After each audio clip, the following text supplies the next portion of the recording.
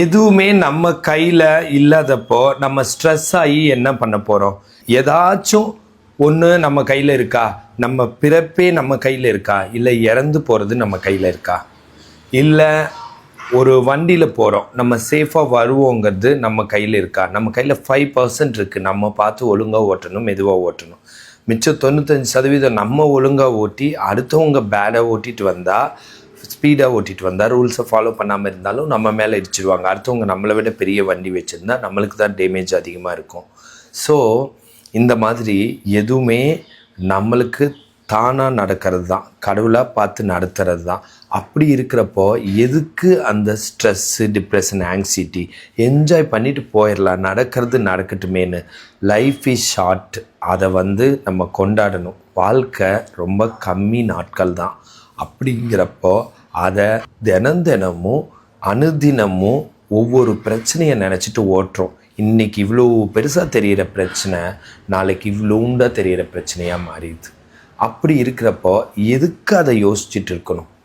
கண்டிப்பாக அதை டீல் பண்ணணும். கண்டிப்பாக சும்மா இருக்கிறவனை ஓங்கி பலார்னு அரைஞ்சா அவருக்கு ஸ்ட்ரெஸ் தான் வரும். அதை நான் தப்பு சொல்லலை. எல்லோரும் ஏதாச்சும் பண்ணிட்டா அந்த ஸ்ட்ரெஸ் வரட்டும். வந்தாலும் 1 மணி நேரம், 2 மணி நேரம், 3 மணி நேரத்துக்குள்ளேயாச்சும் ஐடியா பண்ணி பிளான் போட்டு அதை கடத்திட்டு போங்க. பிளான் என்னென்னா, நீ அடித்ததே நான் ஸ்ட்ரெஸ் ஆகத்தானே, நான் ஸ்ட்ரெஸ் ஆக மாட்டேன்டா, உடனே என்ஜாய் பண்ணுறேன்டான்னு டெய்லி 1000 ரூபா செலவு பண்ணுறவங்க அன்றைக்கி 10,000 ரூபா செலவு பண்ணி எதையாச்சும் செஞ்சு, செலவு பண்ணால் ஸ்ட்ரெஸ் போகும். எதையாச்சும் செஞ்சு ஒரு ஃபார் எக்ஸாம்பிள் சொல்கிறேன், ஒரு நேராக வண்டியோ காரோ எடுத்துகிட்டு ஒரு ஹில் ஸ்டேஷன் கூட போய்க்கோங்க. உங்கள் நாட்டிலையோ உங்கள் ஊரில் என்ன, இப்போ எங்கள் ஊரில் என்ன பக்கத்தில் ஊட்டி இருக்குது, இல்லை ஏற்காடு இருக்குது, கொடைக்கானல் இருக்குது. இப்படி கிளம்பி போயிட்டு ஒரு பேச்சுக்கு தான் சொல்கிறேன், அங்கே ஒரு ரெசார்ட்டில் ஒரு ரூம் போடுங்க. ரூம் போட்டு நீங்கள் பாட்டில் இயற்கையை ரசிக்க ஆரம்பிங்க. ஏதோ ஒன்று பண்ணி ட்ராவல் பண்ணி, இல்லை ஒரு ஃப்ரெண்டை கூப்பிட்டுக்கோங்க, பாய் ஃப்ரெண்டோ கேர்ள் ஃப்ரெண்டோ எதையாச்சும் கூப்பிட்டுக்கோங்க.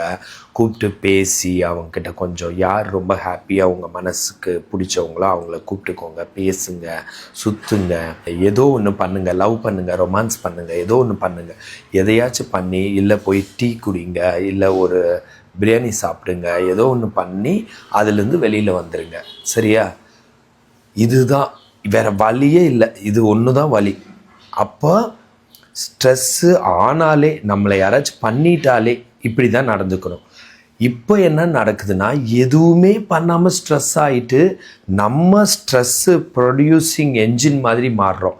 95% பேர் எப்படி தெரியுமா? ஸ்ட்ரெஸ்ஸு வெளியிலேருந்து வந்ததெல்லாம் ரேரு. நான் சொன்ன மாதிரி வெளியில் டிஸ்டர்ப் பண்ணது. இவங்க அந்த பர்டிகுலர் பர்சன் ஊரையே ஸ்ட்ரெஸ் பண்ணுற பர்சன் ஆல்சோ தானும் ஸ்ட்ரெஸ் ஆயிடுவாங்க. தானும் படுக்க மாட்டாங்க, தள்ளியும் படுக்க மாட்டாங்க. அந்த மாதிரி ரகம் அவங்க தான் ஸ்ட்ரெஸ்ஸே உருவாக்குவாங்க. எல்லாமே நெகட்டிவ். என்னமோ உலகத்தில் இவங்க தான் மனித இனத்தில் பிறந்த மாதிரி, இவங்க தான் ஆணோ பெண்ணோவோ பிறந்த மாதிரி. பெண்ணாக இருந்துட்டா நான் யார்கிட்டையும் பேச மாட்டேன், நான் அப்படிப்பட்ட ஆள், அவங்க என் காலில் விழுந்து கெஞ்சினா தான் நான் பழகுவேன்.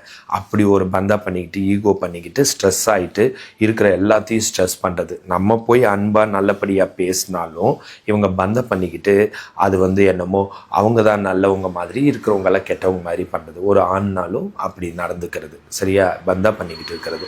ஸோ அந்த மாதிரி ஸ்ட்ரெஸ் ப்ரொடியூசிங், அதாவது அன்பு, ஃப்ரெண்ட்ஷிப்பு, ஃப்ரெண்ட்லி, இதுலேருந்து வெறுப்பு, அதை எப்படி இது பண்ணுறது? கேட்டால் என்ன சாக்கு?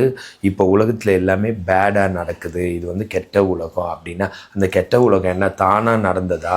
மனுஷங்க தான் அதை கெட்டதாக மாற்றி வச்சுருக்காங்க. கெட்டது ரொம்ப நடக்குதுன்னா ரொம்ப பேர் கெட்டவங்களாக ஆயிட்டாங்கன்னு அர்த்தம். அன்பு, ஃப்ரெண்ட்ஷிப்பு, நம்பிக்கை. இன்றைக்கி ட்ரஸ்ட் இஷ்யூ எப்படி இருக்குது? யாரை நம்பி? ஒருத்தவங்களை நம்பி ஒரு ரூம்குள்ளே தூங்கக்கூட முடியாது. எந்நேரம் வேணாலும் பிளான் போட்டு தலை மேலே கல்லை தூக்கி போட்டுருவாங்களாட்டிருக்கு. ஸோ இப்படி ஏன் இருக்கணும்? இப்படி இருந்தால் அவ்வளோதான், நாசமாக போயிடுச்சின்னு அர்த்தம். இப்படி இருந்தால் என்ன தான் நடக்கும்? அதுக்கு என்ன அப்புறம் ஸ்ட்ரெஸ் வராமல் என்னத்தை பண்ணும்? எல்லாரும் சேர்ந்து மொத்தமாக மாறினா தான் உண்டு. எல்லாரும் வேறு மாதிரி மாறிட்டு இருக்காங்க. ரொம்ப நல்லவங்க கூட எல்லாரும் இப்படி பண்ணுறாங்க, நம்மளும் பண்ணால் என்ன? இப்போ நாம் எல்லோரும் கெட்டதாக இருக்காங்க, நம்மளும் கெட்டதாக மாறினா என்ன? நம்மளும் யாராச்சும் 4 பேர்த்த, யாராச்சும் அப்பாவி 4 பேர்த்த ஏமாத்தினா என்ன? அவங்கள போட்டு தள்ளினா என்ன? அப்படி அதாவது என்ன இது? இந்த பக்கம் மாறுங்க. எல்லாரும் அப்படியே இருக்கட்டும், 95% பேர் கெட்டதாக இருக்கட்டும், அந்த 5% பேர் நல்லதாக இருக்கட்டும். நீங்கள் இன்னும் அந்த நன்மையை நல்லதாக பரப்புங்க. உங்களுக்கு ஒன்றும் நடக்காது, கடவுள் காப்பாற்றுவார். இவங்கெல்லாம் மனுஷங்க என்ன பண்ண முடியும்? இவங்க ஒன்றும் பண்ண முடியாது. சும்மா சீண்டி விட்டுட்டு அடுத்த நாளே உங்களை ஏதாச்சும் பண்ணணும்னு நினைப்பாங்க. அவங்க போய் பாலும் கிணத்துல விழுந்துருவாங்க. பிளான் போடுறப்பவே அங்கே ஏதாச்சும் நடந்துடும். ஏன்னா நம்ம கையில் கொஞ்சோண்டு இருக்குது. அதனால் ஸ்ட்ரெஸ்ஸே ஆகாதீங்க. ஸ்ட்ரெஸ்ஸு துளி கூட தேவையில்லை. ரொம்ப அன்பையும் நன்மையையும் சாமி கும்பிட ஆரம்பிங்க. சாமி மேலே, சாமியை உண்மையால் நம்புங்க. சாமியை சும்மா போய் இப்படி என்னை காப்பாற்று கடவுளே அப்படின்னு கும்பிட்டுட்டு மட்டும் வர்றதில்ல. உண்மையாலும் சாமி மேலே நம்பிக்கை வச்சா நம்மளுக்கு நடக்கிறது நிறைய விஷயம் தானாக நடக்குது. இல்லை, நான் எத்தனையோ வீடியோவில் சொன்ன மாதிரி சொல்கிறேன். ஃப்ளைட்டில் போகிறோம், உங்கள் கையிலேயே இருக்குது. அந்த ஃப்ளைட் மெக்கானிக் என்ன பண்ணாரோ, அந்த ஃப்ளைட்டை ஓட்டுற பைலட் என்ன பண்ணாரோ, அதுதான் உங்கள் வாழ்க்கை. பஸ்ஸில் போகிறீங்க, ட்ரெயினில் போகிறீங்க, ட்ரெயினை நீங்களே ஓட்டுனீங்க, ட்ரெயின் டிரைவர் ஏதாச்சும் பண்ணிட்டா உங்களுக்கும் சேர்ந்து போச்சு இல்லை வாழ்க்கை. அதே தான் ஒரு ஹோட்டலில் போய் சாப்பிட்றீங்க, பள்ளி விழுந்தா என்ன பண்ணுவீங்க? விழுந்திருந்தா அந்த ஓனர் பார்க்காம இருந்தா. ஸோ இது யார் கையில் இருக்குது? நோய் அதே மாதிரி தான். நோயெல்லாம் என்ன உங்களுக்கு தெரியுமா? உங்களுக்கு என்ன நோய் வந்திருக்கு, வரப்போகுது, உள்ளே என்ன உருவாயிட்டிருக்கு, ஏதாச்சும் தெரியுமா? இதே தாங்க எல்லாத்துலேயும். அதே மாதிரி பிஸ்னஸ் எப்போ ஓடும் ஓடாது எதுவுமே தெரியாது. எதுக்கு பெருசாக நம்ம மனித இனம் நம்ம தான் என்னமோ தூக்கி நிறுத்துகிற மாதிரி எதுக்கு பண்ணணும்? முயற்சி பண்ண வேணான்னு சொல்ல, முயற்சி பண்ணுங்கள், பாசிட்டிவாக ஜாலியாக பண்ணுங்கள். எவ்வளோ தூரம் ஸ்ட்ரெஸ் ஆகாமல் பண்ணுவீங்களோ அவ்வளோ தூரம் மட்டும் பண்ணுங்கள். மன அழுத்த ஆகி பண்ணுறதுனா அது வேணாம். 10 கோடி வந்தாலும் வேணாம். மன அழுத்த ஆகி பண்ண வேணாம். தவிர ஆயிட்டிங்கன்னா உடனே ஸ்டெப் எடுத்து ரிவர்ஸ் அடிங்க. எல்லாம் ரிவர்ஸில் மாற்றுங்க. இப்படி இருந்தீங்கன்னா டெஃபினட்டாக பக்கவாதம் வராது, லைஃப் ஸ்டைல் டிசீஸ் வராது, பிபி அதிகமாகாது, சுகர் அதிகமாகாது, இருந்தால் கூட நல்லா போயிடும். கழுத்து வலி வராது, இடுப்பு வலி வராது, மூட்டு வலி வராது, செரவாங்கி வராது, ரொமட்டாய்டு ஆர்த்ரைட்டிஸ் வராது. லைஃப் ஸ்டைல் டிசீஸான ஒபிசிட்டி, குண்டாக மாட்டீங்க, பெருசாக தொப்பை போட மாட்டீங்க. வாழ்க்கை செம்ம ஜாலியாக இருக்கும். உலகத்தை சுற்றி பாருங்கள். இந்த பூமியே ஒரு சொர்க்கம்தான். நல்லா 30 நாடு ட்ராவல் பண்ணியிருக்கேன். ட்ராவல் அவ்வளோ ஜாலியாக இருக்கும். மீட்டிங் நியூ பீப்புள், புதுசு புதுசாக ஆளுங்களை மீட் பண்ணுங்கள். அவங்க மேலே அன்பு செலுத்துங்க. அன்பை விட ஒரு மகிழ்ச்சி என்ன இருக்குது? அன்பாக அவங்களுக்கு கூப்பிட்டு சாப்பிடுங்க, அங்கே போகலாம், இங்கே போகலாம், அவங்களுக்கு ஹெல்ப் பண்ணுறது, கஷ்டத்தில் இருக்கவங்களுக்கு உதவி பண்ணுறது. இல்லைன்னா அந்த ஹார்மோன்னால் வர்ற அன்பு தான் இருக்கிறதுலே ஹையஸ்ட் அன்பு. அதாவது male female hormone, testosterone, oestrogen, progesterone, அது கடவுளே படைச்சிருக்கிறாரு. அது இருக்குங்காட்டி தான் அப்பா அம்மாலாம் அன்பாக இருந்து நம்மலாம் பிறந்திருக்கோம்.